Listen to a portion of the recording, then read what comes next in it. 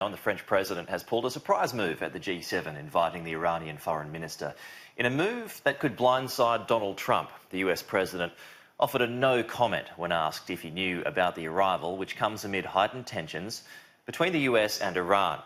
Let's go live to Biarritz in France now, where Tom Connell joins us. And Tom, what was Scott Morrison's reaction to the last-minute invite?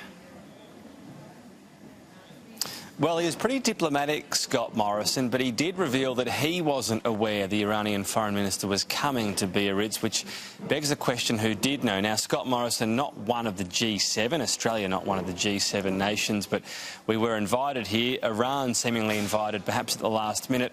We're unsure exactly how this all played out, just that Emmanuel Macron wanted the Iranian Foreign Minister to come here and try to thrash out perhaps an offer of compromise to the US. Remember, we've got big tensions at the moment. Donald Trump having walked away from that Iran nuclear deal that it was set up by his predecessor, and what's going on in the Strait of Hormuz at the moment with retaliation from Iran not wanting oil getting out to the rest of the world if it can't export it itself. So a pretty interesting development. Already White House officials saying it is, quote, a surprise to Donald Trump, so that they've had a bit of diplomatic blindside. It's pretty rare this sort of thing happens, these summits, as you know, Peter, months of planning normally, and this is a bit of a curveball. Scott Morrison was asked about it earlier today. We have already had engagements with the government of Iran in relation to our most recent announcement, and that's where those engagements need to take place. And Tom, Scott Morrison appears to have had a lot of sympathy for the US position. He does on this trade issue with China, Peter, and it's really interesting because on the one hand, yes, Australia is saying that this is having a big impact around the rest of the world. Listen to Josh Frydenberg, the Treasurer, just the other day, saying that, yes, this is hurting global growth. Look at the stock markets, look at the share markets falling, including Australia's.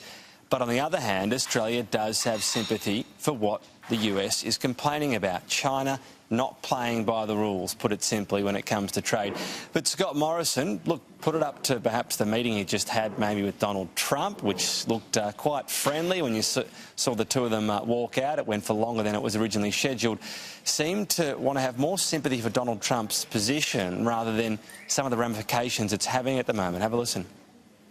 These types of responses are not, I would say they're fairly obvious in terms of how that would play out until this matter is resolved.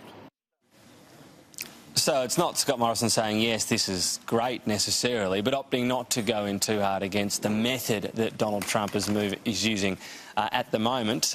And I just want to play you this as well, Peter, a bit of an insight into the guessing game that is dealing with Donald Trump. I suppose for journalists, this is an insight as to how Donald Trump is to deal with behind closed doors, trying to pin him down on exactly what he means. He was being asked here about the tariffs that the US has now slapped onto China and whether he had any second thoughts about maybe whether they're doing too much damage and is it the best approach. Have a listen. Yeah, for sure. Why not?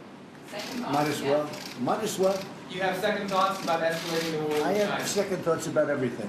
Are you going to declare a national emergency on China? Well, I have the right to, if I want. I could declare a national emergency.